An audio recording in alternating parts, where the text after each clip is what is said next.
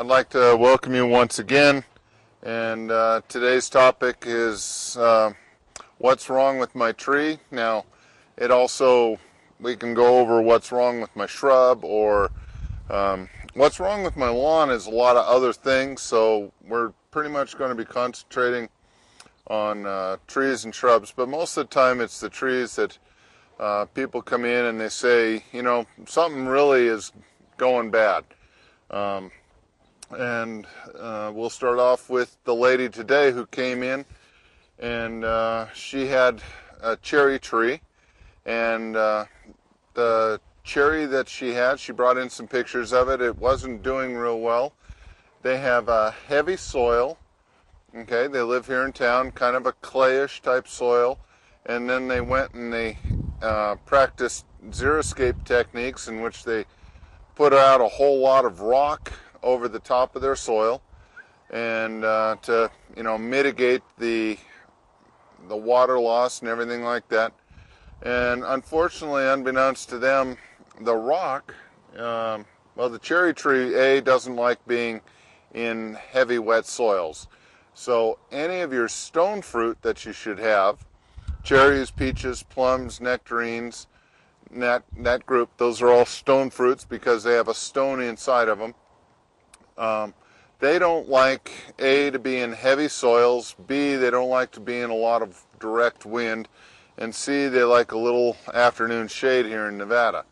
Well, she was in heavy soils, she had it in direct sunlight, she was watering on the city's required watering days. Now, that's another issue that we'll get into a little later on. And then she had it out where it was surrounded by all this rock and direct sun. So wind, sun, and heavy soils. The tree wasn't performing real well. A lot of times if you can go and increase the organic content in the soils before you plant and manage to make the soil sit a little higher, the tree sit a little higher than what the surrounding soil is, this will allow, one, the tree not to sit in a basin that can fill up with water. Heavy soils do what they claim is a bathtub effect, and I don't know if you've ever dug a hole and put some water in there and seen an hour later that there was water still in the bottom of the hole. Well, this is part of the bathtub effect, and a lot of trees cannot handle excessive amounts of water, and stone fruit are one of them. They like a well-draining soil, or one that's very rich and earthy. So with her, in her case there, we wanted to go and pull some of that rock back. We wanted to do some other planting around the base of the tree to help mitigate the amount of heat she was receiving on the tree, because the rock gathers the heat and makes it more stressful for these stone fruit trees. The best thing would have been for her to have not had a stone fruit planted in that area at all, but gone with something like a crab apple or an apple or anything like that. That is what's called a pome fruit. That's P-O-M-E. And these trees can handle the harsher conditions much better. All right, so that was the one that I was working on while you guys were all sitting out here. Now, other ones that we come across in a lot of frequency right now is going to go and be the Austrian pines. A lot of times people will find the top of their tree looks like it's not doing very well and possibly dying or dead, and then the outside of the tree can be brownish and a lot of times they find it on the east side of the tree is the worst part, and on the west side of the tree isn't so bad. I believe that there's a fungus out there that attacks Austrians. It was written up over 20 years ago in one of the trade magazines, and it attacks trees that are stressed. And you know, I don't know if you realize it, but stress can bring on disease, it can bring on insects, it can bring on a lot of things. So should you have any stress in your life, the doctor says get rid of it. And I tell my doctor that's easy for you to say. I'm trying to figure out how not to incur more. But it also happens with plants. And so stress can happen, like I told you about the cherry tree earlier here. In a lot of times people's yards, stress can occur because people have the same amount of drip on a tree and running the same time now that they had 10 years ago, and they haven't ever added more time, or they haven't added any more emitters, and they're expecting a tree that is 10 years older to be functioning on the same amount of water and in the same area. And so, you know, to help combat this stress, I always suggest putting in extra emitters, trying to help fertilize the plant material. You want to fertilize with something that's beneficial.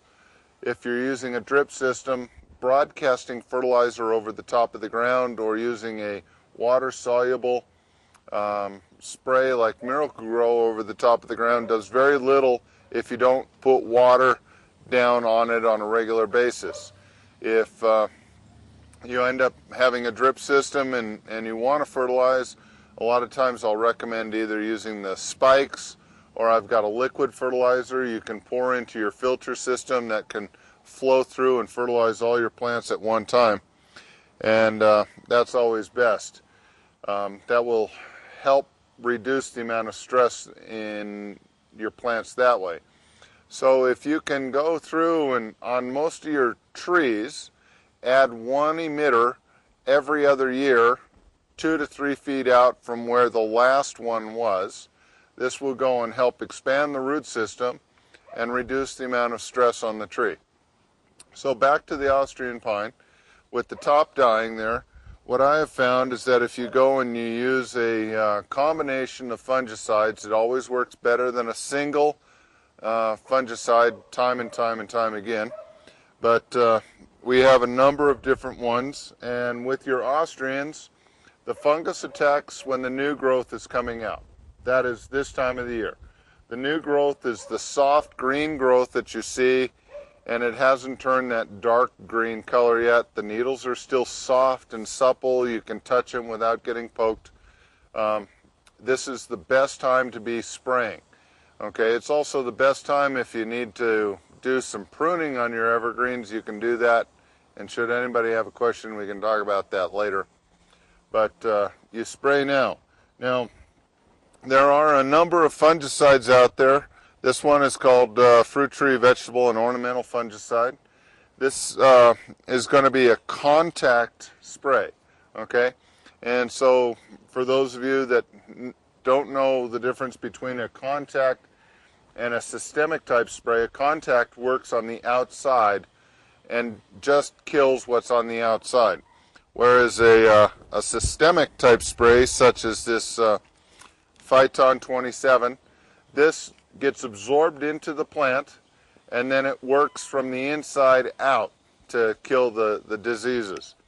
So often a systemic will work both from outside in and inside out, but a lot of times you'll find that it costs more to use a systemic all the time, or there's may only be 1 or 2 types of systemics. So this big jar is $23 and this jar is $67. So you can see where I might go and suggest that you use this one like 2 times and this one 2 times instead of this one all 4. Now, if you want to go and use one all the time you can, but I do want to stress, should you have ever been sick and gone to the doctor, okay, and he puts you on antibiotics, and you take it for your 10 days, and then you get sick right after that, and then you go back and the doctor says, well, let's put you on antibiotics again, but we'll have to change it from penicillin to amoxicillin to this acillin to that acillin. Well, what we're trying to do is stop this from occurring by using two different products in the one time period that you're putting it out. Now with these, they do ask that you have a sticker added to it, and we've got a number of different types of stickers, and in this jar here, this is a fungicide killer. This is fixed copper, and in the bottle here, this is called Stay Stuck In, but we also have Spray Grip and No Foam Beat. Now, a lot of times, if you really want your fungicides and insecticides and herbicides to work the best, they recommend that you have a water pH between 5.5 and 7. And if you're not sure what your water pH is, a lot of times the city water here is right close to 7. But should you be out in Mound House or Dayton or parts of Stephanie, if you're on a well, a lot of times you'll find that your pH may be up in the 8 to 9. If you're on a well out on Gonai or on the other side of the river, we'll also find higher pHs. Should that be the case, a high pH, you should really acidify the water when you're spraying, and this will go and help you have a lot better kill on your product, whatever you're trying to kill, whether it's the weeds or the fungus or the bugs. So there's that. Now, I also want to make mention that during the summer months, well, let's back up here. On the Austrian pine, one of the reasons why you'll a lot of times see the fungus at the top of the tree and then more pronounced on the east side is because the wind blows it from west to east, and so it's blowing more of the disease down the tree. I have had time and time people come in and say, well, it's an environmental condition. If it's an environmental condition, usually it doesn't attack the top of the tree, but it will attack one side or down in one area and work its way up. Very little times do we find that an environmental condition will attack the top of the tree and then work with the wind that we see. Now, if the top of your Austrian is dead, I normally recommend that you cut it out and you just cut down to one section where the branches have come out, and then you can take another branch, and if you're able to get up to the top of the tree, tie one of the next branches up. So you take it where it's sticking out like this, and you'll tie it up and tie it to where the old top was, and you can make a new top of your tree, and it will become the new leader in usually 2 to 3 years. If you don't do that, you're going to find 1 or 2 or maybe even 4 of those branches all vying to become a new top, and it will end up taking you a number of years, and then you'll have like 3 or 4 tops to your tree, which makes it more susceptible to break open in snow loads. So there's that. If your tree is diseased, if your Austrian is diseased and is really far gone, a lot of times I'll tell people, you know, you've got to make a judgment call, quality of life of yours and the trees. Sometimes it's far easier to take the tree out and put something else in than it is to keep trying to doctor a very sick, wounded, you know, poor looking plant. So if it's in a spot where you see it day in and day out the window, in the front yard, something like this, and I'll tell you, if it's very far gone, it may take you 4 to 7 years to bring it back. Do you want to wait that long to have a good looking tree back in your front yard? And realize that while the tree is injured like this, it's only going to grow little bits. usually 4 to 6 inches versus the 1 to 2 feet. And so the tree will look stunted for a good share of its time. Now, because you have sprayed 3 or 4 times in 1 year, it does not necessarily mean that the tree is free of the disease the following year. I usually ask that you do a follow-up spray for at least 1 more year and possibly 2.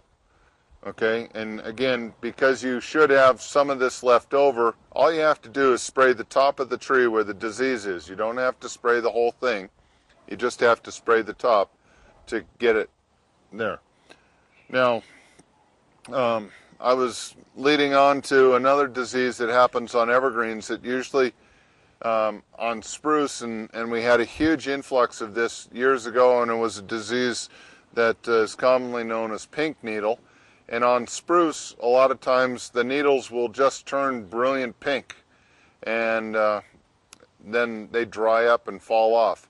Again, should you see this occurring, and you'll see more of this pink needle on spruce in the summertime than you will in the spring or in the fall. And you can use the same combination of products, your fungicides, to go and combat that, and that would be best for you. Now, other things that can go on, I got called out 2 or 3 years ago to a property in which the tree was dying at the top, and it was dying down part of the side and in the front. Well, what ended up happening is when you step back far enough, you could see that the death that was occurring was more of a spiral or a corkscrew down through the tree. And very common, this is a very common occurrence that we'll see from time to time. Whereas if somebody has taken and placed out some soil sterilant on the ground, or done some, placed a product down in the soil, maybe a petroleum product or something like this, that the plant has sucked up, and in your evergreens especially, they have a corkscrew spiral through the tree. And the water will come in and from one root over here, and if this is the trunk of the tree, it will come in like this to the tree, and then it will go up in a spiral around the tree like this, and eventually lead all the way up to the top and kill the tree. And a lot of times you can find products like, this is one called Weed Blast. Years ago, Triox was the #1 soil sterilant that people out there were using. Other ones that I've seen would be Noxol, things like this. But I've also seen where people have done engine cleaning. They just they park their engine over here and they spray it with the engine cleaner to clean it all up, and then they hose it down and they just let it sit in the soil like that. Or they have a big spill of gas or something while they're working on something. Painters sometimes will dump a bunch of chemicals out in one area, and rinse brushes or anything like this. And where we see that definite spiral going on up through the tree, a lot of times we try and find where the base of that is, and then we look out almost in a straight line, because the roots grow fairly straight out from the tree. The roots don't grow in a spiral like the tree, the cells in the tree grow in a spiral, but the root goes straight out, and so we can go out and try and find where there's a problem out there. When I was in Colorado, one of the things that happened was there was a break in a gas line, and the trees were absorbing the gas, and all the trees all the way down the street, the gas would follow the pipeline, and the tree roots that were down there were picking up the leakage of the gas, and they were all dying this way. And so it was one of the things where the trees led us to know what was going on underneath the ground. It was, one of the clues that we had. So there's that. Now, on spruce, I mentioned something called pink needle, but I also wanted to go in, and now's the time of the year also when another bug is going to be coming along that's going to make a spruce look poor, It'll also affect a pine, or it'll affect arborvitae or any others like this. But it is the mite, okay? And the spider mite, two-spotted mite, any of these mites, these love hot, dry weather, okay? Well, we're in Nevada. It's hot and dry here. And the spider mite will not be a true insect. So if you've got a lot of insecticides and you're out there trying to kill it and nothing seems to be happening, that's because it's in the arachnid family, which is a different classification of bug, or insect. I shouldn't say bug, I should call it an insect. And so a lot of times insecticides don't work on arachnids. So you need a miticide. Now, one of the things that you look at on your trees or your bushes, if you're worried that you have spider mites, is a lot of times you'll see the plant looking very dusty, okay? And when it feels dusty and you go out and you rub it between your hands and it feels like grit or sandpaper there, and you might see some very fine webbing on that. This is very characteristic of spider mites. Now, tight-knit evergreens, okay, arborvitae, spruce, are the ones, and junipers are the three that usually get mites the worst. And one of the great precautions that you can do is go out, and should you be in an area where you have a lot of dust blowing through, is hose the plant down once a month, maybe even twice a month in the summer. And you can just do this. You start at the top of the plant and work your way down throughout the plant. Now, we also have a product called neem oil. This is an all-organic product. This is an insecticide, a fungicide, and a miticide. So I told you about the fungus over here on the spruce and the pines. I have not had any success with neem oil. Wonderful success there on the pine and spruce. But this will work quite well on mites, okay? And it's all organic for you, as I made mention. So that's your neem oil. That comes from the nut of the neem tree, and it is a great process. Neem trees, if you're not familiar with it, grow wild in India, and they just harvest the nut, so they're not killing anything to bring you a product. Now, we also have Bayer here, and Bayer has insect disease and mite control. This you have to put down before the mites come. Okay, if you wait until the mites are there, these products will not work well whatsoever. You have to start this early on in the season before they get there. Now, I will tell you, I've seen mites on potentilla, mites on roses, mites on just about everything that you can think of out there. But a product like this will work well, and it will also control other bugs like aphids for you, and do some of your leaf spot diseases on your roses and spireas, things like that. Now, we've got products like Clint. So if you're spraying on anything that's bark,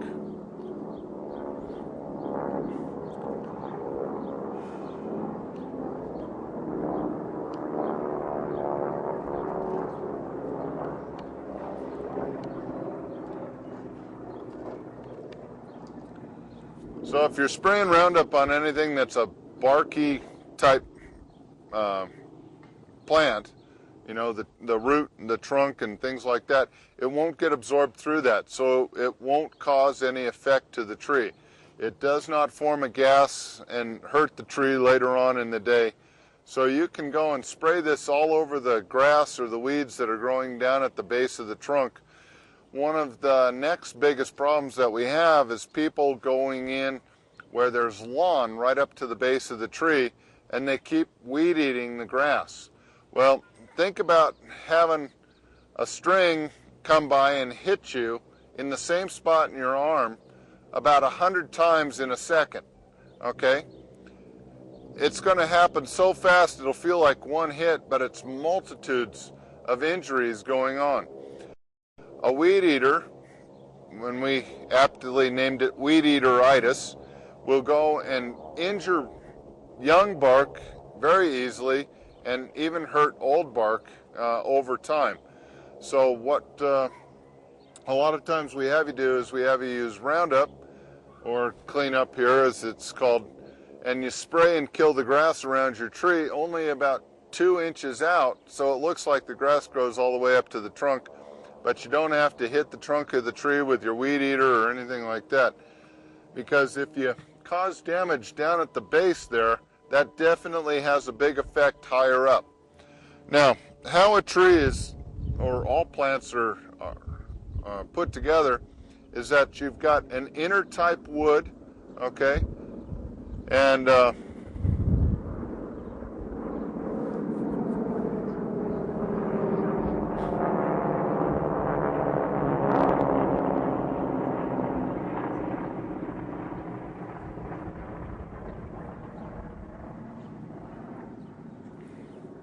it's a beautiful day for flying, cool air and no wind, so I don't blame those guys. Yeah, it is open house out there. So as I was saying, plants are put together with a wood center, okay, and then it comes out, and then you have the growth cell area in which there's some cells that divide, and when they divide, half of what they make goes to being wood, and the other half of wood that the other half that they end up making goes out to be bark. Now the wood part is usually much bigger and it is more open, and it allows water to move up and down, and it allows nutrients to move up and down, where the bark is there for protection mostly, and bark is very compacted and dense. Bark doesn't burn real well. If you ever think about it in this aspect, bark doesn't burn well, but the wood itself burns quite well. That's how we make fire. If you try and ever make a campfire out of bark, it's worthless. And so if the weed eater or the lawnmower is constantly hitting the tree in the same area, you get cellular disruption, okay, cellular injury, and then the tree can go and falter. Now, trees that have thick bark, okay, are less prone to injury.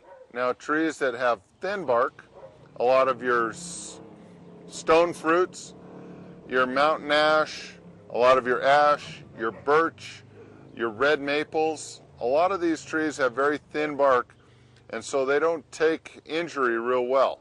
So this is where using something like Roundup, where you would think, because it's listed as a killer of plants, that you shouldn't spray it on the trunk, it actually will work quite well if you spray it around.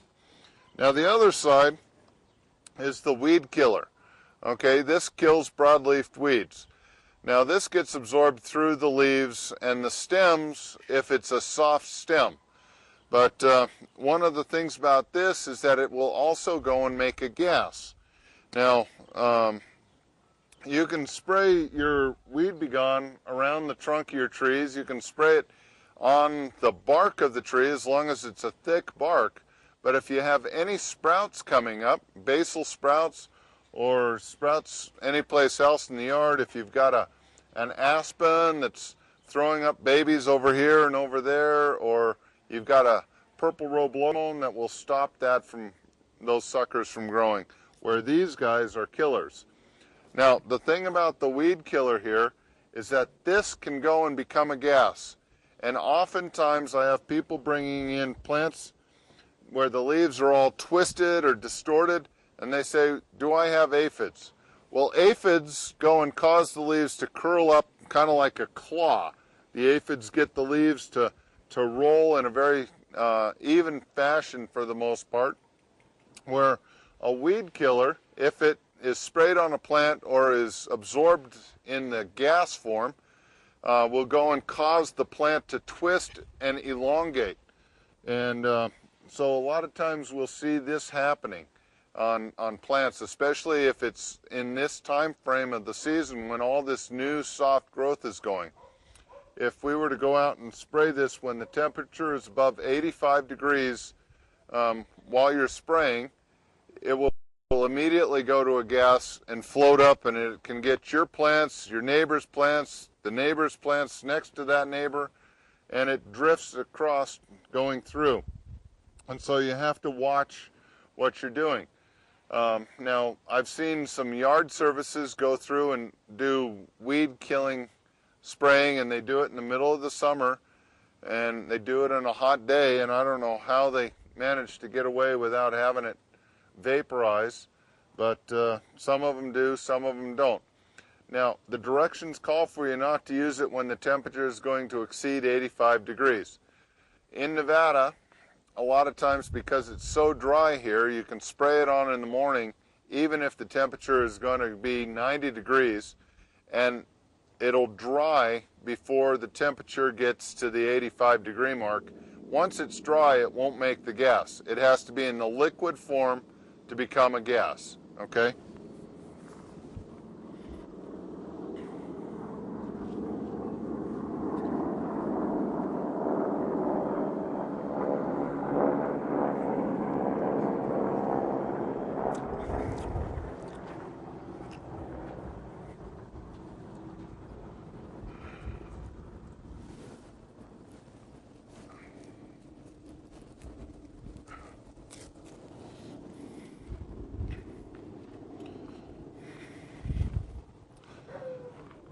So what we have here with this curled crinkle leaf that I'm going to pass around to you, this is both a combination mostly of aphids like this, where the new leaf is coming out elongated and almost normal, but with slight ruffling or curling to it. But the very tight claw like that is definitely aphids. Now, people will come in with like peach trees, nectarines, and roses, and the leaves will sometimes be, especially now, be yellowing and twisting and getting ready to fall off, and they think they've got something really bad going on. But with a lot of the roses and the fruit there, you'll get new baby leaves to come out at the beginning of the season, and then what will end up happening is those have been the scouts, let's say, and the scouts are like what happened years ago when people scouted new territory. They could be caught and tortured and killed off, and nobody would ever know about them, or they could live a long time and be great and known worldwide. Well, these new leaves that come out on the tree are kind of scouts, and they're helping charge the tree if the time is right with preliminary food.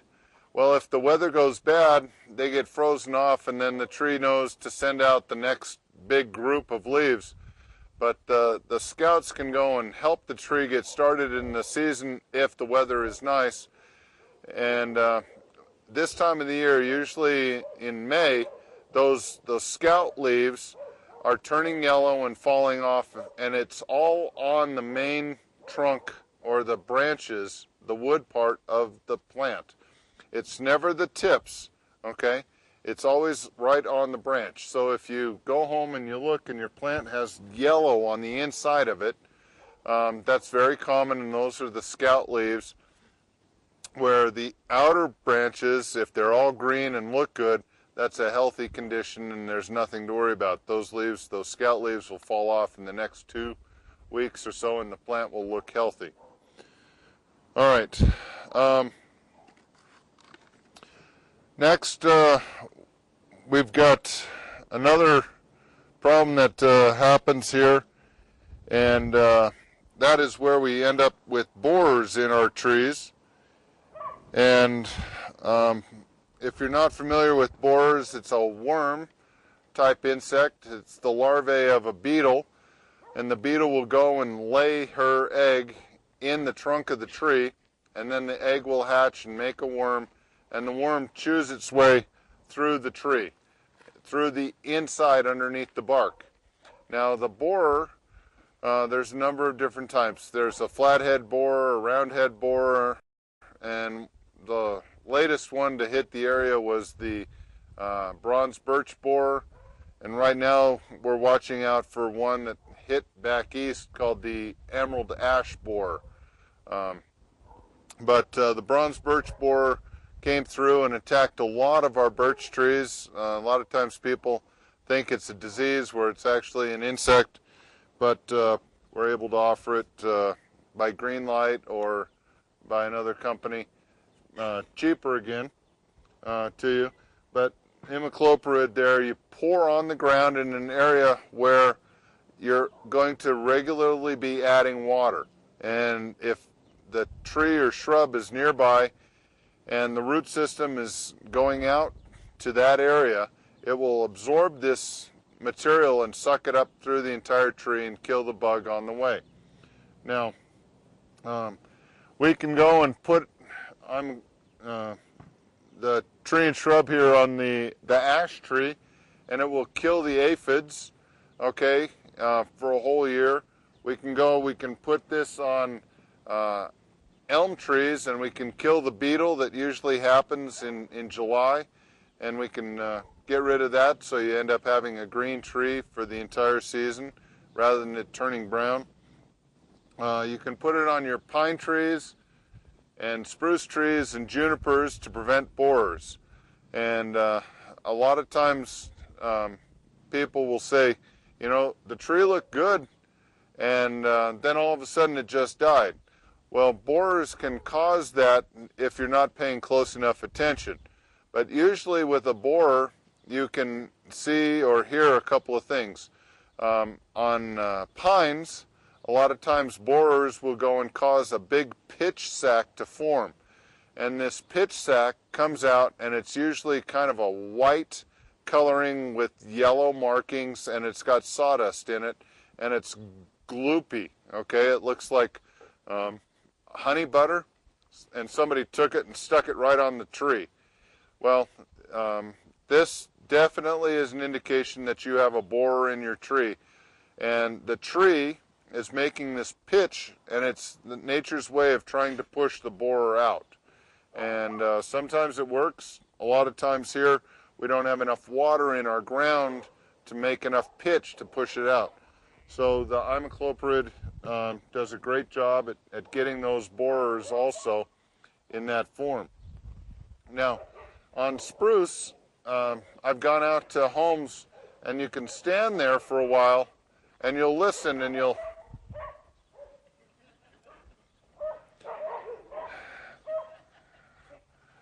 won't hear the dogs barking all the time, but you'll hear this scritch, scritch, scritch.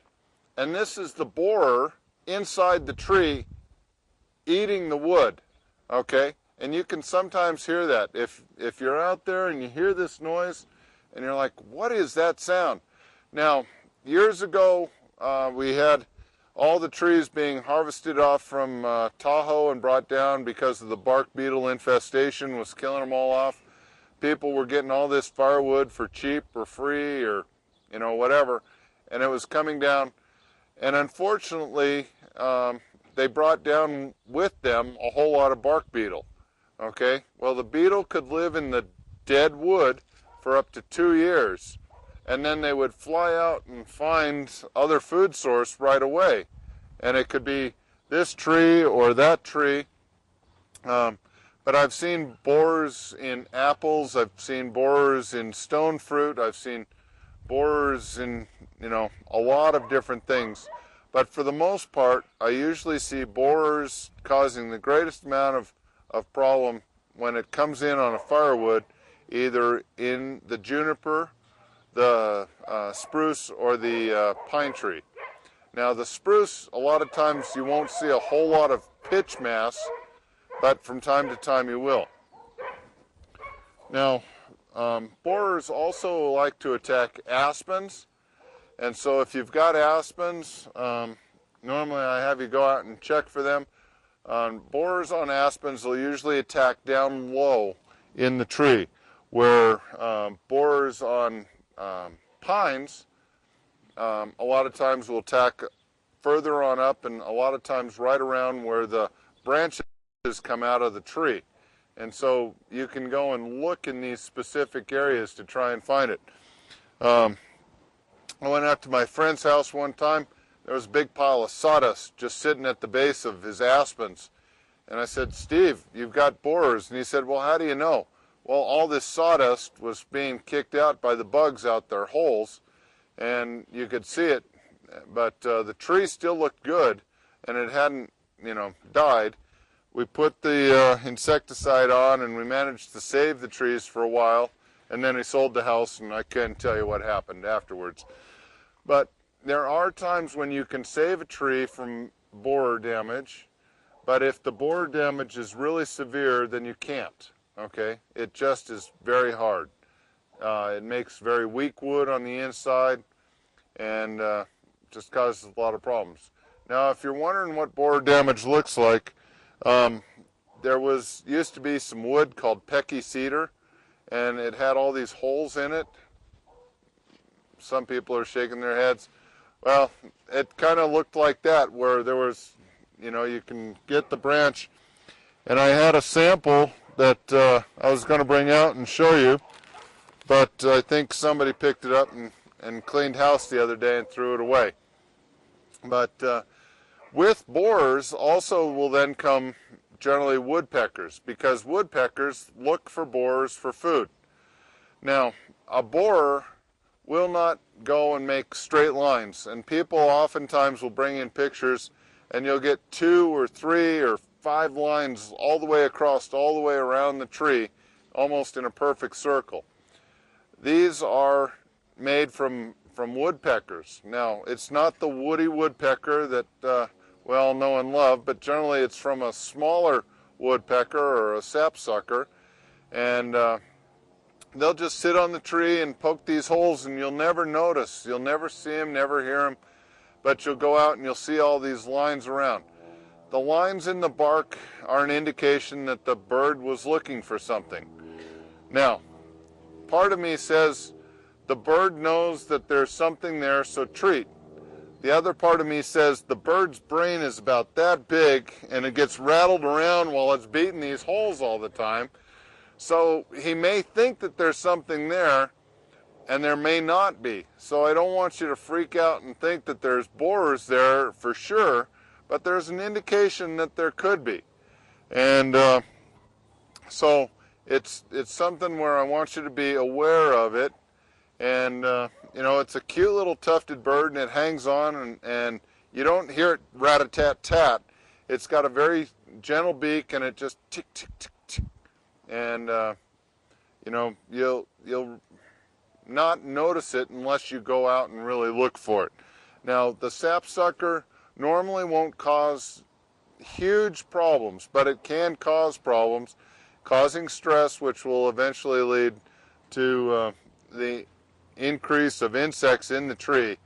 And there's thought that sometimes the sapsucker injures a tree so much that the tree puts out a pheromone that calls in the borer, and then there's food there. Other times it's thought of that the bird is there looking for the bug because they're aware of a problem with the tree, and that it's already in the tree itself. So it's one of those mysteries of life. Now,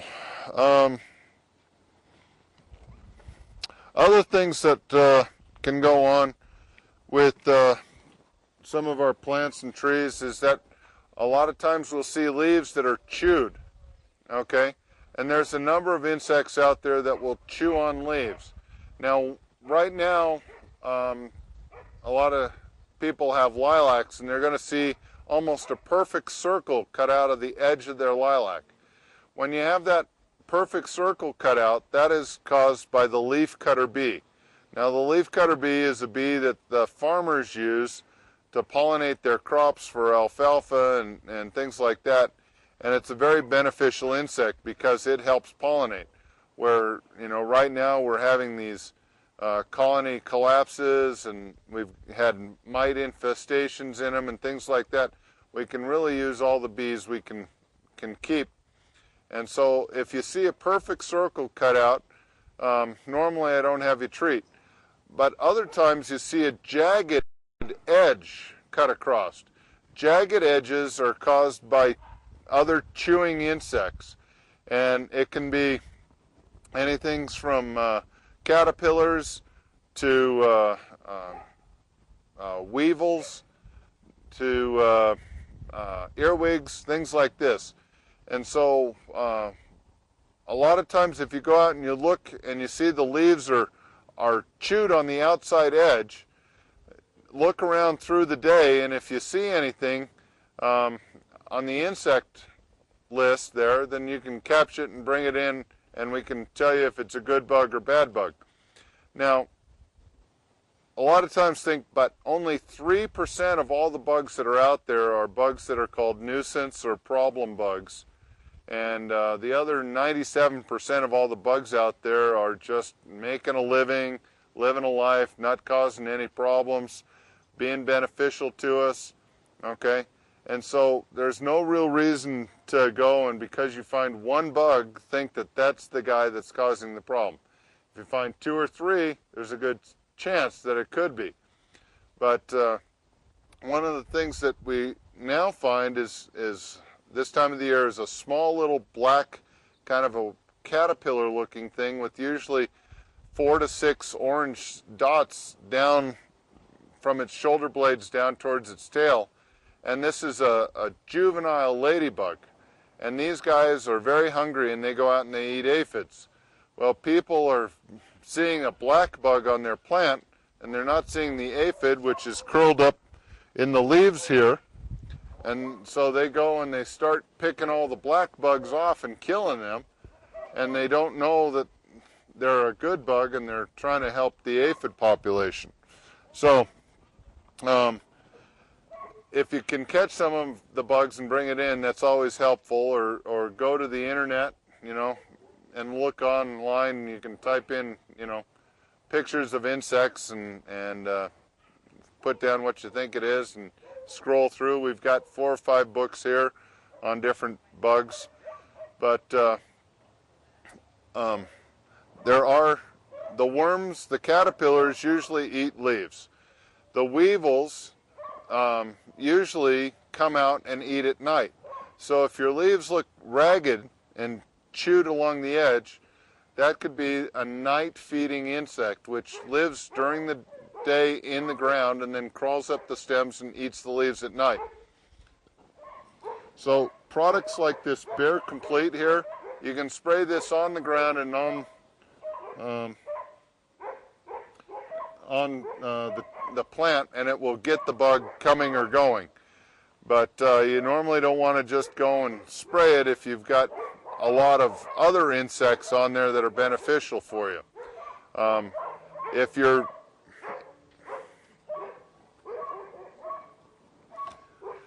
You know, I like dogs, but it's tough sometimes.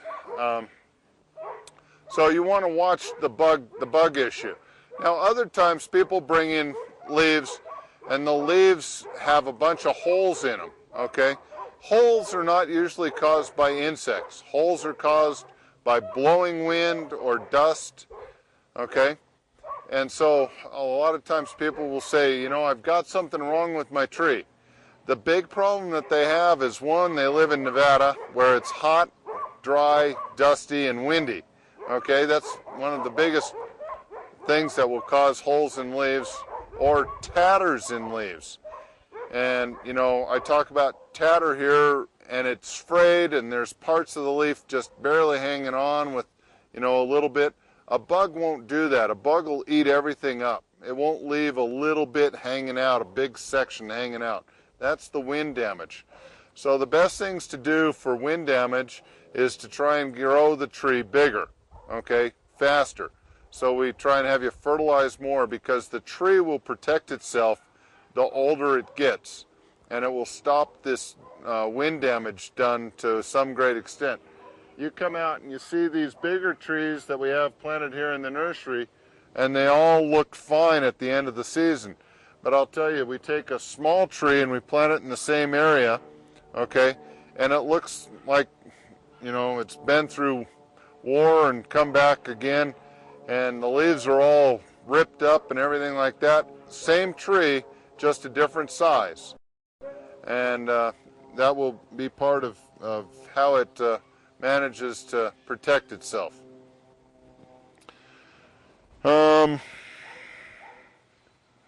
So one of the other things that can happen to plants now is people start going out and they start using Windex, things like this. A couple of years ago, a company came out with a sprayer that you hooked up to the end of the hose, and you could stand back and hose the windows off and clean them that way. That caused a lot of the window cleaner to blast all over the plants and cause them to be burned. Windex is a chemical. Okay, you can cause chemical burns that way. So you want to make sure that if you are out there cleaning your windows or painting your house or doing some sort of staining or anything like that, that you try not to do it during the heat of the day. The cool part of the day is always best for you. So be aware of that. Now, other things that can happen, we talked about the aphids and we talked a little bit about the caterpillars. People come in and they say, I've got ants all over my plant or tree. We've got a product called Amdro. This will go and they can take this back down and they feed it to the queen.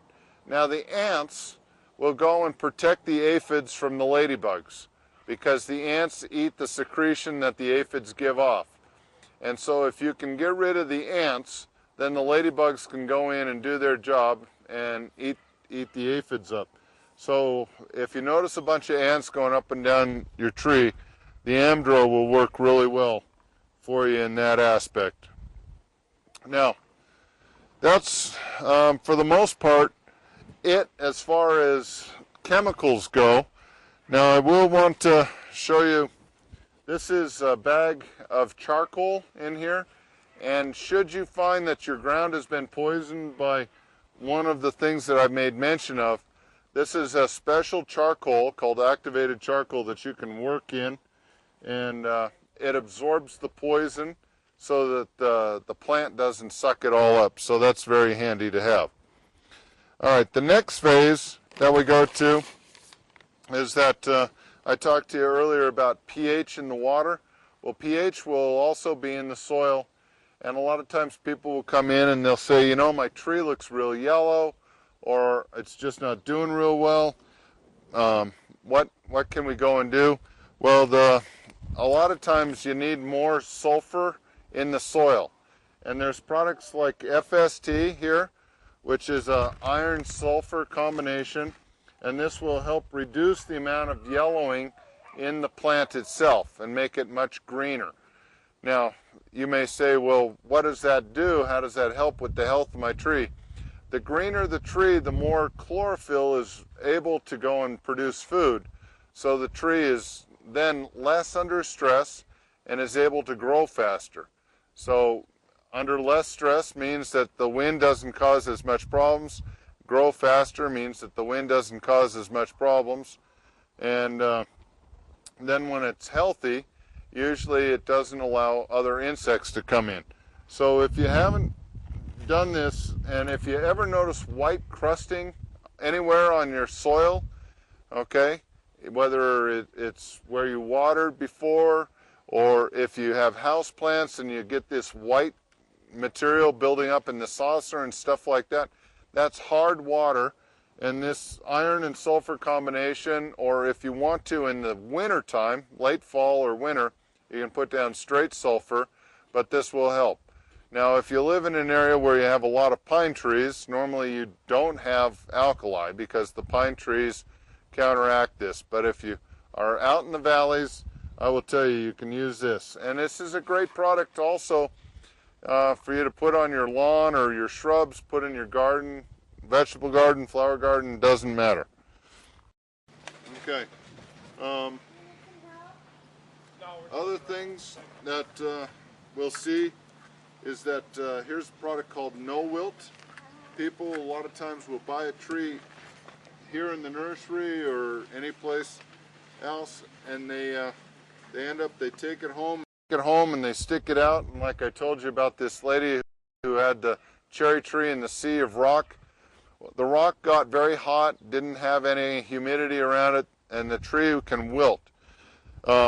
And the leaves will all fall off, and the people think, no, I better, do something. They water it 2 times a day, every day, and then the tree drowns with this bathtub effect that I told you about earlier.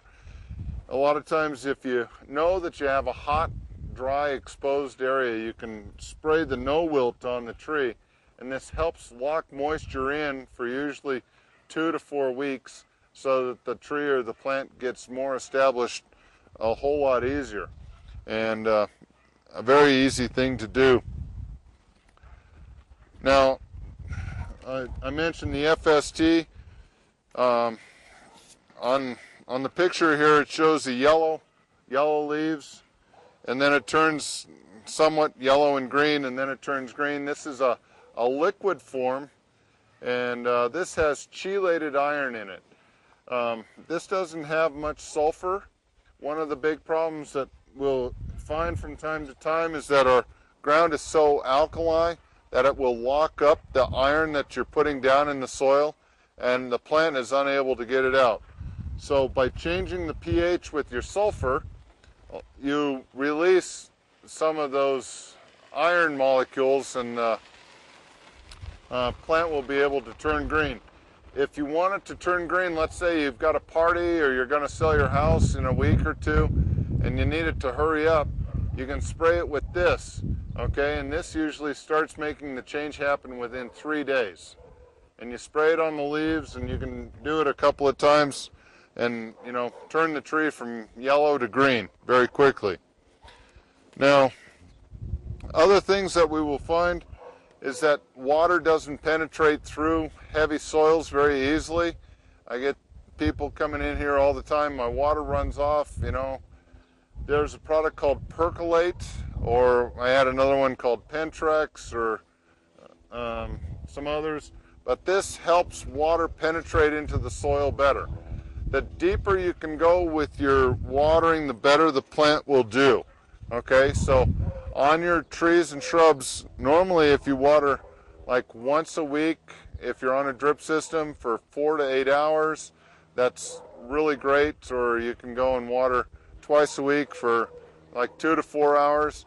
The city has these water requirements in Carson City. If you're from Dayton or Douglas or wherever, you're not on Carson City's requirements, but lawn sprinklers go 3 times a week. It doesn't say anything about drip system, okay? And so you can water drip on an off day, okay, and have it water for 8 hours. And a lot of times I tell people, run your drip during the day, because one of the best things to do is to go out and check your drip and make sure that all the emitters are working. And you can end up putting some of this Percolate right into your drip system, and it opens the heavy soils up so that the water can penetrate through faster. Now, another product that I have is this Liquid Gold. This is a fertilizer, and it has a penetrant in it, and so you can use that also. And it's got your iron in here to help get your green going again. So it's another very good thing for you to look at using should you have desire. Now,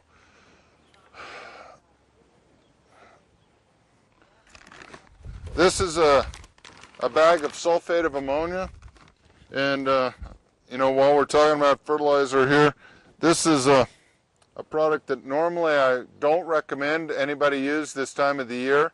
It's a very quick release fertilizer, very high in salts.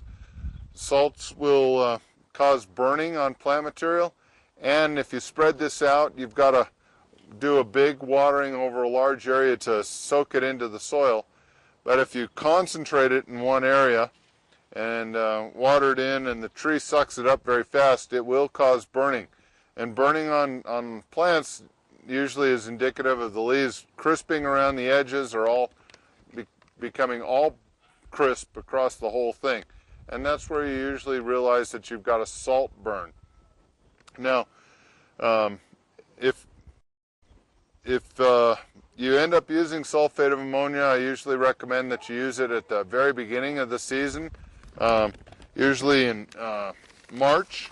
It's great for greening up the grass for you early on if you want to have a real green lawn. You can broadcast it out if we're going to have a snow or a rain and help get some fertilizer into the ground. But this time of the year, I ask you to avoid it. If you want to go out and fertilize, if you're not on a drip or you've got trees in your lawn, your Ross root feeder works exceptionally well. And you put your fertilizer tablets up in the top up here, you unscrew this, and you hook it up to your garden hose here, and then you stick this down into the ground. Grass is very competitive, okay? Grass will suck up almost all the fertilizer beforehand if you're just putting it on the surface on any trees planted in the grass. So this has holes down here at the bottom where the water comes out, and so you stick it into the lawn somewhere between these two dimples here, and this will do a good job as far as getting the fertilizer down to where the trees can have a much better use for it than just letting it all go to the grass. So with that, I will say that pretty much covers a lot of the big issues that we have going on, with the exception of watering. And you know, a lot of times people will go and they listen to the city and they have a watering day on Tuesdays, Thursdays, and Saturdays.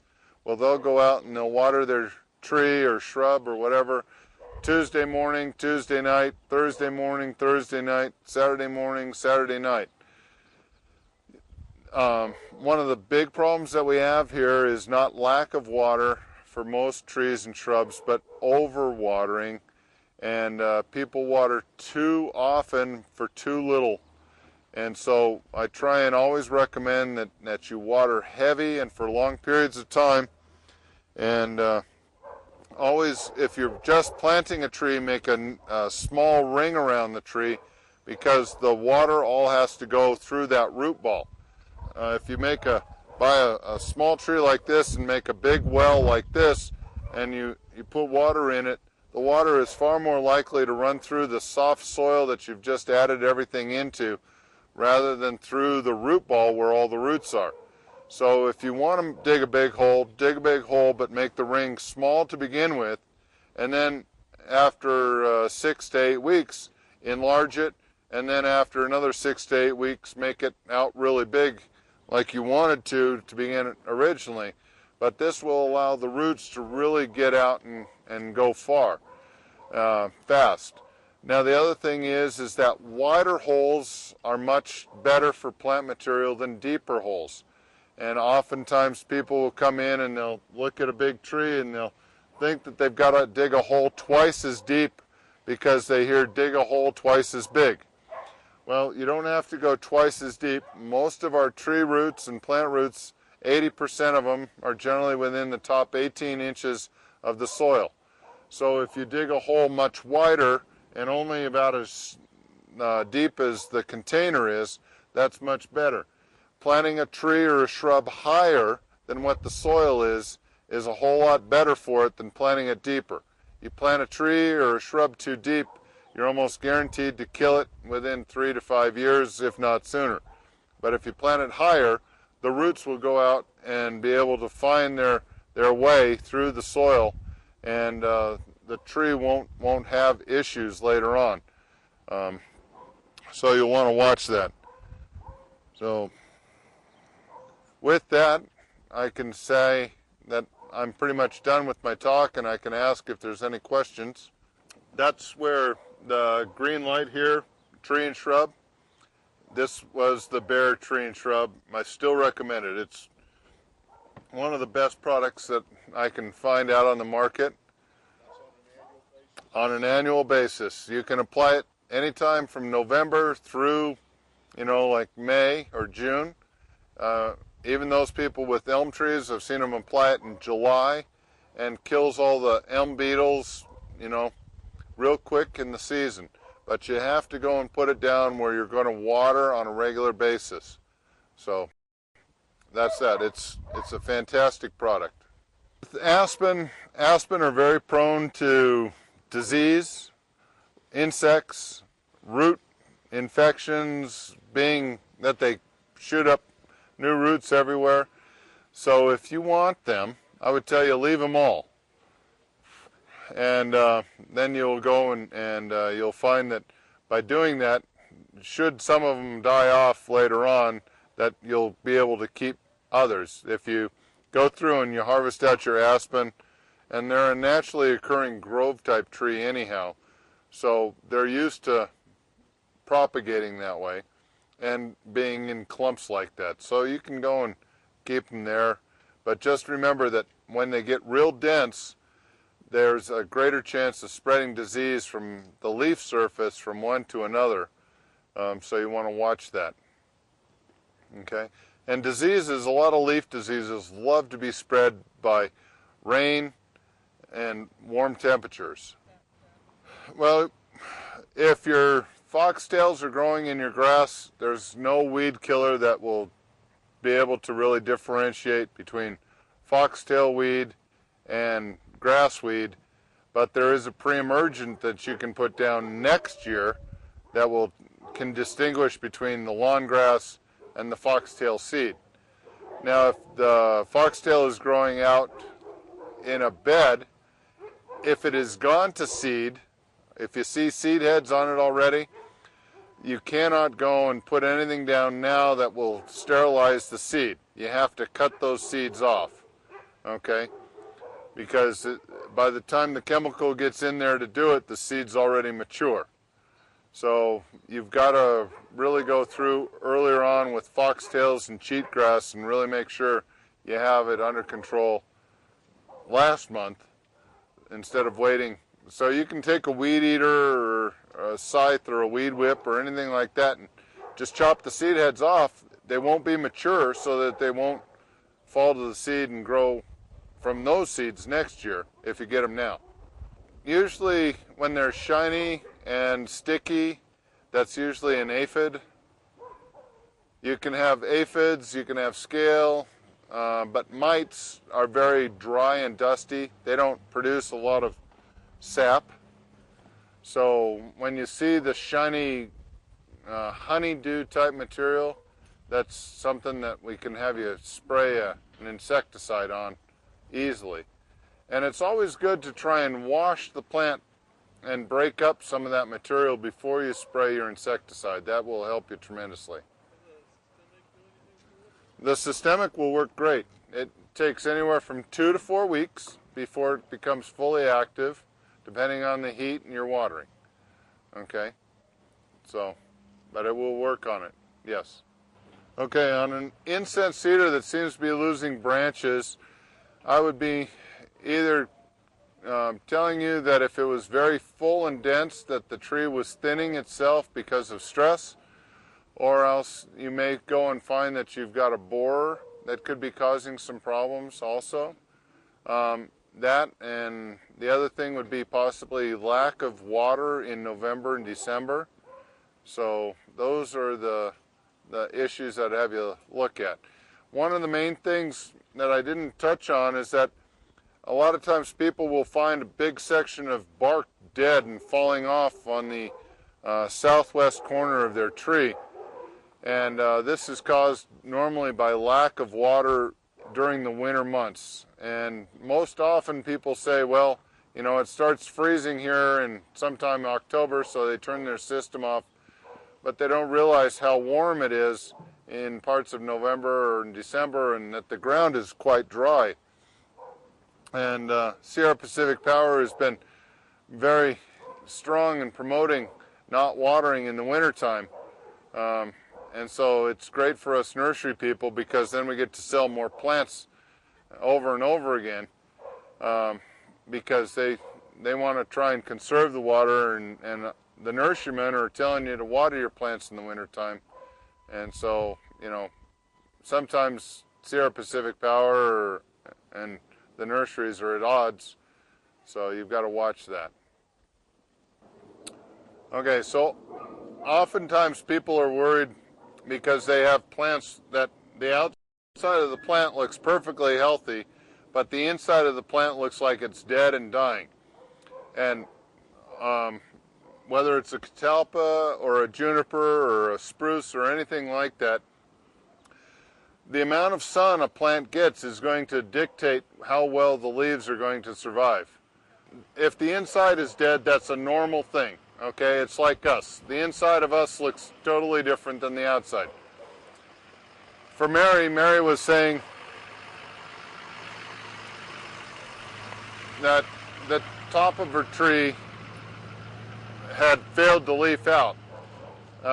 And that can be caused by one of two things usually. One is, again, lack of winter water, or two, it could have been by a late frost, or an early frost as far as the catalpa goes. But the catalpas are one of the last trees to leaf out in the spring, and if it has lost its top like that, then it's very easy to prune it back, and it will bush back out for you.